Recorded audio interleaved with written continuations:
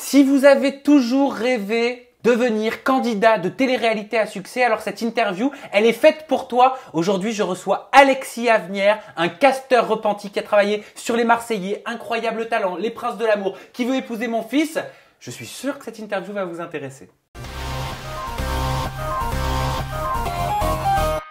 Alexis Avenière, bonjour. Bonjour Sam. Ton nom, ton visage n'est pas inconnu.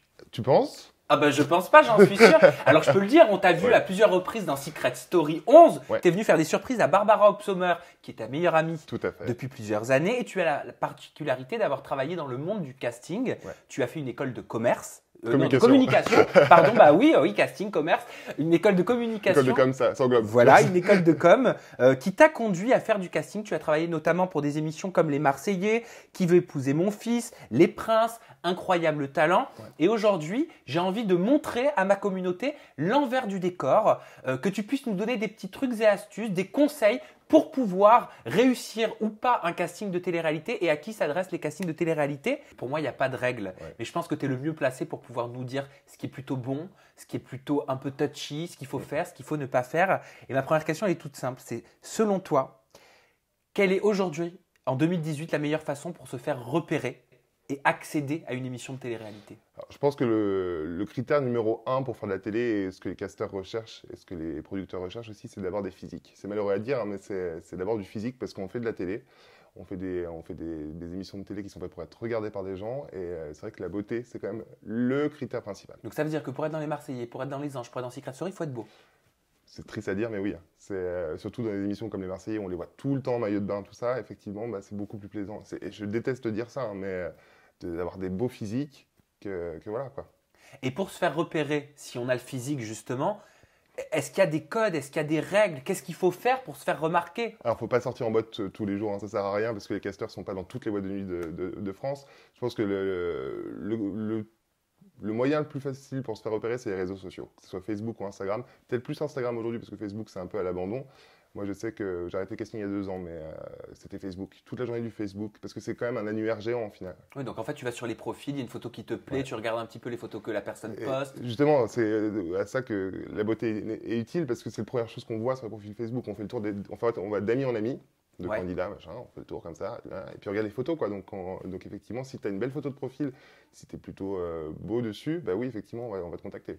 Et alors pour les jeunes filles qui sont en train de nous regarder ou les jeunes hommes et qui se disent mais qu'est-ce qu'il faut que je poste en fait pour me faire remarquer, pour me démarquer des autres justement? Bah déjà, ne pas mettre de photos avec des filtres Snapchat, ça ne sert à rien. Parce Ah que oui, genre le chien. Effectivement, bah, si on a un filtre chien, ça ne sert à rien parce qu'on ne te voit pas dessus. Il y a aussi ce filtre qui rend beau qui ne sert à rien parce qu'effectivement, on voit qu'il y a un filtre. On le sait, c'est l'hypocrisie de dire qu'on ne le voit pas. Et même ceux qui nous le voient en disant non, il n'y a pas de filtre. Si, on le sait qu'il y a un filtre, on utilise Snapchat.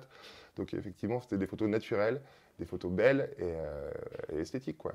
Et tu as besoin de quoi? Tu as besoin de voir un petit peu l'environnement de la personne en photo, de voir ses passions. Qu'est-ce qui va accrocher ton œil sur une personnalité et pas une autre? Alors, bah, une fois qu'on a vu une belle photo de profil, donc on clique dessus, on fait un petit peu le tour de son compte Instagram. Effectivement, ah, tiens, elle voyage beaucoup. Tiens, c'est vrai qu'elle a une belle vie, elle va à des beaux endroits, elle connaît du monde. Oui, c'est un charisme, c'est un style de vie qui peut attirer l'œil aussi. Ouais. Selon toi, Alexis, quels sont les traits de caractère indispensables qu'un futur candidat de télé-réalité doit avoir? Je pense qu'il faut du lâcher-prise et beaucoup d'autodérision.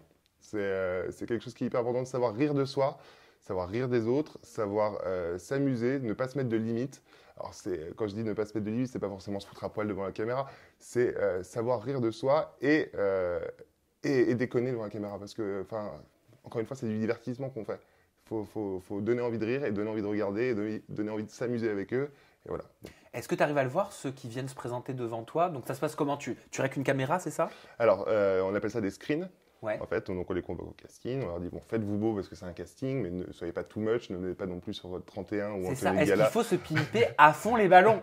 Mais pas besoin de mettre 10 000 couches de maquillage, pas besoin d'être habillé comme si tu allais au Met Gala, tu vois. Faut juste être naturel, mais en gardant ce brin de folie et cette esthétique qui te rendra un peu différent, quoi. Et est-ce que tu le vois quand ça a été trop scénarisé, trop préparé, trop rédigé? Oui, parce que après, j'imagine, enfin, on le sait que les candidats préparent leur entretien. C'est comme un entretien d'embauche. Donc forcément, il y a des préparations à avoir. Mais tu sais tout de suite quand un candidat ment, quand un candidat exagère un peu sur sa vie pour être sélectionné. Et une fois que tu as reçu le candidat, est-ce que tu fais une recherche derrière plus approfondie sur sa vie, sur son passé, sur ce qui ressort de cette personne sur le net? Alors, pas pour toutes les émissions, je sais que pour Secret Story, ils le font, parce que c'est nécessaire qu'il y ait effectivement du factuel et des preuves pour leur secret. Et on le fait pour des émissions, pour voir aussi s'il y a eu des sextapes, pour voir s'il y a eu effectivement des films porno, parce que ça arrive malheureusement, on peut avoir un très bon candidat, mais qui malheureusement a fait des erreurs dans son passé. Et est-ce que c'est rédhibitoire, ces erreurs faites dans le passé? Pour certaines boîtes de prod, non. Ouais. Je sais que pour d'autres, oui, effectivement, c'est éliminatoire tout de suite, ça sert à rien, parce qu'il ne veut pas être associé à ça, ce que je trouve bête, au final, parce que c'est des erreurs du passé. C'est-à-dire qu'en fait, il pénalise une personne pour quelque chose qui a été fait il y a 10, 15 ans, 5 ans. Oui, mais des fois, c'est même pas la faute de la personne, quoi. Puis on est en 2018, on va pas juger quelqu'un pour du sexe, enfin, ça sert à rien, je trouve. Si je peux me permettre, par rapport à Barbara qui s'est exprimée ici même sur ce fauteuil blanc en toute intimité par rapport à sa vidéo faite dans le passé, toi tu le savais avant qu'elle participe à Secret Story? Oui, j'avais reçu les vidéos par le maître chanteur, le fameux. Est-ce que tu penses que Secret Story avait assez poussé les recherches? Est-ce qu'ils étaient informés? Ils n'étaient pas informés, non. Est-ce que tu penses qu'il l'aurait prise s'il l'avait su? Je pense qu'il l'aurait prise s'il l'avait su, ouais. Pourquoi? Parce que Barbara, elle a une personnalité qui est quand même, pour moi, et c'est pas parce que c'est ma meilleure amie, c'est quand même une des meilleures candidates de télé-réalité qui existe, parce qu'elle rejoint tous les critères de sélection qu'un casteur recherche, quoi. Elle est drôle, elle est pétillante, elle est belle, elle sait jouer avec les caméras, pas de la mauvaise façon, mais de la bonne façon, c'est-à-dire qu'elle s'amuse, quoi. Elle s'amuse devant la caméra. Elle a du talent. Elle a du talent, elle a tout ce qu'il faut. Il faut avoir du talent pour être un candidat Je trouve télé-réalité. que c'est important parce que, pour moi, avoir du talent en tant que candidat télé-réalité, c'est important pour aussi changer l'image que les gens ont de la télé-réalité. Alors, parce que pour moi, tu as deux types de candidats télé-réalité. Tu as le candidat télé-réalité qui explose l'écran, mais qui n'a pas forcément de talent. Et tu as le candidat télé-réalité qui va et exploser l'écran et avoir du talent. Mais ils sont plus rares, ceux-là. Ils sont plus rares. Ouais. Exactement. Mais pour toi, qu'est-ce qui est mieux? Est-ce qu'on peut quand même avoir une carrière dans la télé-réalité sans forcément avoir de talent? Oui. Ou est-ce que c'est mieux? Est-ce que les deux sont indissociables? Oui, c'est pas nécessaire de savoir chanter, savoir danser, savoir jouer à la comédie. Ça sert enfin, et encore une fois, on le voit dans Les Anges, il y a des projets pro qui sont pas forcément très aboutis. C'est parce qu'on oblige ces gens-là à avoir des talents. Alors que c'est pas nécessaire. Il y a des gens qui arrivent dans la télé-réalité sans avoir de talent, je pense. Et encore, quand je dis sans avoir de talent, ils sont doués pour plein de choses, mais peut-être pas pour la chanson ou la danse. Je pense à Sarah Frézou, à des Madi, qui sont des bons candidats. Mais effectivement, elles ne savent pas chanter, elles ne savent pas danser, quoi. Mais ça fait pas d'elles des mauvaises candidates. Au contraire. Moi, ce qui m'avait marqué, c'était. Alors, excuse-moi, je te donne un petit exemple comme ça. J'avais regardé le Keeping Up with the Kardashians, la famille Kardashian, et Kris Jenner disait au KLM comme ça, au confessionnal devant la caméra. En fait, j'ai voulu faire des singles à ma fille Kim au départ. J'ai voulu lui faire de la chanson. Elle n'avait de la danse, elle avait aucun talent, donc je lui ai fait faire. J'ai exploité son image. J'ai trouvé ça génial qu'elle ose dire ça. Mais c'est bien en fait. Je pense aujourd'hui dans la télé-réalité, il faut aussi assumer. Et c'est aussi ça qui est bien chez certains candidats. Ils font de la télé-réalité juste parce que c'est un travail. Alors, ils n'ont pas perdu un peu ce côté spontané, mais c'est un travail. Ils savent le faire. C'est un talent de savoir aussi faire rire les gens, divertir les gens. Pour moi, c'est un talent en soi. Et, parce que tout le monde ne fait pas rire, tout le monde ne sait pas faire divertir. Hein. C'est pas donné à tout le monde. Il y a des gens très tristes qui font rien dans leur vie, quoi, parce qu'effectivement, c'est pas donné à tout le monde. Et qu'est-ce que tu peux recommander de faire devant un casteur, en casting, riqué, filmé? Est-ce que si on a un talent, est-ce qu'il faut le montrer? Comment faire pour sortir du lot? Quels seraient tes petits trucs et astuces? Moi, je pense que, et c'est ce qui marche le mieux dans les castings, c'est toujours, déjà, il faut parler. Il ne faut pas laisser de blanc, il faut parler de soi, il faut être hyper naturel, il faut bien s'exprimer et toujours rattacher ce que tu dis à des anecdotes que tu donnes sur ta vie. C'est-à-dire que tu vas dire, je suis quelqu'un d'impudique, explique pourquoi, dis-moi pourquoi tu es impudique, au lieu de dire ça et t'arrêter. Va plus loin, dis, je suis impudique parce qu'effectivement, moi je suis à l'aise avec mon corps, ça ne me dérange pas de m'aller à poil, pas parce que j'ai envie que les autres me voient, mais juste parce que je suis comme ça et tous les jours dans la vie ça m'arrive, et voilà, il faut toujours donner des exemples. Et si le casté a un talent, est-ce qu'il faut qu'il le montre? Il peut bien sûr en parler, il faut en parler et dire moi ma passion c'est la chanson, ça m'habite, ça fait 10 ans que je fais ça, et d'ailleurs je peux te chanter une chanson si tu veux, sans même que le casteur ait besoin de le demander. En fait c'est encore plus drôle si la personne l'amène par elle-même et se lance sans qu'on ait à lui demander en fait. Bon, j'imagine que la plupart du temps tu donnes des réponses pas favorables. Oui, souvent. Très souvent. Parce qu'il y en a beaucoup qui se présentent, mais il y a peu d'élus. Ouais, très peu d'élus. Qu'est-ce que tu aurais envie de dire à toutes ces personnes qui ont passé des castings et qui se remettent en question, qui se disent je suis nul, je sers à rien, j'arriverai jamais dans ma vie, parce que regarde, ils m'ont pas pris? Bah, en fait, il faut juste se dire, faut jamais se décourager parce que des fois, il y a des émissions qui sont faites pour certains et pas pour d'autres. C'est pas parce qu'on n'est pas pris sur une émission qu'on ne va pas être pris sur un autre programme qui sera peut-être 10 000 fois mieux. En fait, faut tout tester. Faut jamais abandonner et bon, pas harceler le casteur parce que ça sert à rien. T'as déjà été harcelé, toi? Ah oui, dès qu'on bosse sur une émission, c'est je vais la faire, je vais la faire, je vais la faire. Même des fois, les personnes transforment leur vie pour être prises dans l'émission. Si je fais une émission de dating, par exemple, alors que je sais très bien qu'ils sont en couple parce que je les ai sur mon Facebook Pro, je les vois en couple, je les vois même limite mariés, ils vont t'écrire en disant ah non mais là je suis célibataire, j'ai envie de faire cette émission. Alors, ne mentez pas en fait, on voit vos Facebook, on a accès à tout ça quoi. Mais est-ce qu'il faut savoir mentir, honnêtement, Alexis? Parce qu'on a l'impression aujourd'hui que beaucoup de candidats savent très bien se jouer de la télé-réalité, ce qui n'était pas forcément le cas il y a 10 ans. Je pense que ça se voit au bout d'un moment qu'on ment. On peut mentir un jour, on peut mentir 2 jours, mais effectivement dans une télé-réalité, bah, vous êtes filmé 24 heures sur 24, vous êtes filmé tout le temps et le vrai visage ressort toujours. Tiens, à contrario, qu'est-ce qu'il faut vraiment pas faire? Qu'est-ce qui est rédhibitoire? Est-ce que tu as des petits exemples, des anecdotes à nous partager? Bah, moi, j'ai des castings qui sont un peu partis un peu loin. Parfois, c'est même un peu dérangeant. Enfin, tu as soit les candidats qui te draguent parce qu'ils sont persuadés que s'ils tombent dans la poche, bah, on va pouvoir les pistonner. Machin. Ah ouais, donc promotion canapé, quoi. Oui, un peu. Et ça ne sert à rien. Moi, j'ai reçu des photos de pénis sur mon Facebook juste pour être pris dans une émission, tu vois. C'est une blague. Bah, ouais, non. Bon, il y en a des très belles parfois. Mais ça fait plaisir. Mais non, effectivement, ils n'ont pas besoin de coucher avec moi pour être pris dans l'émission parce que dans tous les cas, moi, j'ai très peu de pouvoir au final. Je défends mon candidat comme un avocat auprès de la chaîne, auprès de ma directrice de casting. Ah voilà, comment tu fais justement? Une fois que tu as casté, que tu te dis oh, cette personne, vraiment, j'ai un coup de cœur. Pour moi, elle match parfaitement avec le concept. Je la vois vraiment sur ce créneau-là, sur cette émission précisément. Comment ça se passe? Est-ce que tu montes une vidéo? Comment tu pitches? Ouais. En gros, quand un casteur vous choisit, c'est comme un avocat. Vraiment, on va défendre cette personne corps et âme auprès de notre directrice de casting qui, après, elle, va la défendre auprès de la chaîne. Donc, on fait le casting, on fait le screen, on filme. Après tout ça, on fait un petit montage condensé de 3 minutes. Donc, c'est pour ça qu'aussi d'avoir des réponses bien précises et bien ciblées, c'est important.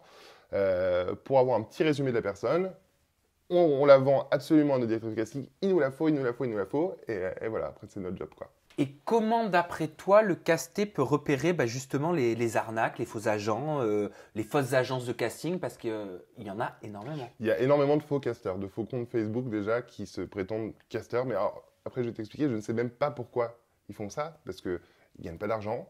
À part recevoir ils vont peut-être demander des photos nues, mais ça sert à quoi? Enfin, à part voir 3 gonzesses à poil, ça sert à rien. Donc pour repérer les faux comptes, c'est simple. Généralement, les casteurs, ils ont des adresses mail qui correspondent à la boîte de prod dans laquelle ils travaillent.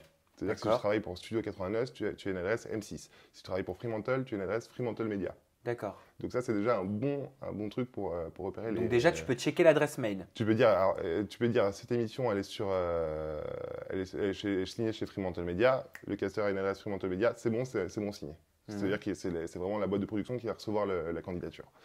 Tu peux repérer aussi sur son mur si les anciennes annonces.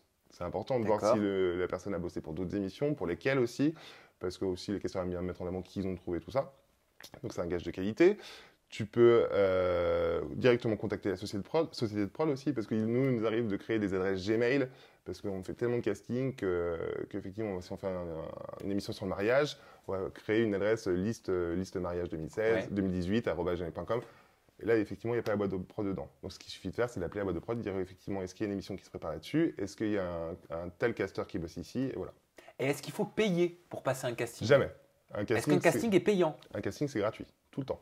On ne va pas faire payer des candidats pour faire passer. Parce que ça, t'en as entendu des histoires comme ça, où de l'argent a été demandé aux futurs potentiels candidats pour pouvoir avoir la chance de passer un casting. Jamais. Un casting, c'est toujours gratuit. Et de toute façon, le casteur est payé par la boîte de prod, donc il n'y a pas à avoir de payer pour avoir accès à un casting. C'est ridicule. Et se dénuder Non. En casting? À part si tu fais le casting pour l'émission Adam et Ève, non, ça sert à rien. Ah bah oui, forcément. Tu penses que sur Adam et Ève, ils demandent vraiment... Ah bien sûr, oui. Ah, bien sûr, oui, d'accord. Ils te mettent en condition tout de suite. Oui, mais les gens sont au courant. Hein. Ils ne sont pas forcés à le faire. Et, oui, je me doute. Mais ce que je veux dire, c'est que parce que moi, je me souviens d'une supercherie comme ça. Il y a une candidate de télé-réalité très célèbre qui avait été dupée il y a plusieurs années, à qui on avait demandé de montrer sa poitrine, de se mettre nue en Skype, et elle l'avait fait, la vidéo non, nous, avait fuité. Ce qu'on fait, généralement, on leur pose la question, la question qui revient souvent, c'est qu'est-ce que tu pourrais faire là tout de suite pour m'impressionner? Donc effectivement, il y en a qui se déshabillent, il y en a qui vont faire une roue, il y en a qui vont faire une toupie. Moi, il y a une fille qui m'a montré son piercing au vagin. Enfin, ils font n'importe quoi. Mais nous, on ne va pas demander à la personne de se mettre à poil. C'est pas possible. Quelles sont les questions les plus piquantes que tu étais susceptible de poser C'est- pour obtenir des réactions? En fait, nous, surtout sur les Marseillais, on cherche à les énerver. Voir s'ils se mettent en colère rapidement, parce que c'est quand même des gens sanguins, les gens du Sud. Donc, ce que je faisais sur les Marseillais, c'est quand je cassais un garçon, moi, je critiquais l'OM en permanence. Je parlais oui, du c'est vrai, PSG, c'est de pas mal, l'OM, et ils commençaient à s'énerver. Et même les filles, elles s'énervaient, elles te rentraient dedans. Et là, tu vois tout de suite le tempérament de la personne. Tu te dis, Tu as besoin de voir jusqu'où la personne peut aller, Ouais. en fait. Son répondant. si elle s'énerve, si elle a de la répartie, c'est hyper important. Donc effectivement, on les pique un petit peu. Et je crois qu'ils font ça aussi sur Secret, où ils font semblant de ne pas écouter le candidat ou de faire autre chose. Et voilà, voir comment la personne réagit. Et enfin, quand tu dis à la personne, bon bah écoute, tu vas pouvoir intégrer cette émission, comment ça se passe? Est-ce que c'est toi qui proposes le contrat? Est-ce que ça c'est une autre structure au niveau de la société? Une fois que le candidat est sélectionné et validé par la chaîne, en fait, ce qui se passe, donc c'est souvent le casteur qui annonce ça quand même, parce que c'est quand même, ça fait plaisir. Bien sûr, il y a un lien qui s'est créé peut-être même. On passe 1 heure à parler de on passe 1 heure à parler de la personne, à écouter sa vie, à écouter tout ce qu'elle a vécu. Donc, effectivement, il y a un lien qui se crée. Et quand tu annonces qu'elle est prise, c'est hyper beau. En vrai, quand tu annonces qu'elle n'est pas prise, c'est très triste, mais on perd un peu d'humanité malheureusement au fur et à mesure des castings. Et donc la personne est prise et tout de suite après, elle est prise en charge par des journalistes qui vont lui poser les mêmes questions, qui vont peut-être un peu plus approfondir le casting. Ils se servent du screen qu'on a fait pour connaître la vie de la personne et ils la rencontrent et ils parlent avec elle et ils décident du portrait qu'on peut faire d'elle et sur quel angle on peut se baser, quoi. Et qu'est-ce que tu fais comme métier? Parce que tu m'as dit que ça faisait 2 ans que tu faisais plus de casting et forcément si tu acceptes de me parler, aujourd'hui en plus à visage découvert, c'est que... Oui, t'as pas mis un filtre anonyme, Bah non, pas du voix tout, cachée. on n'est Merde, pas dans un interview. annuler l'interview.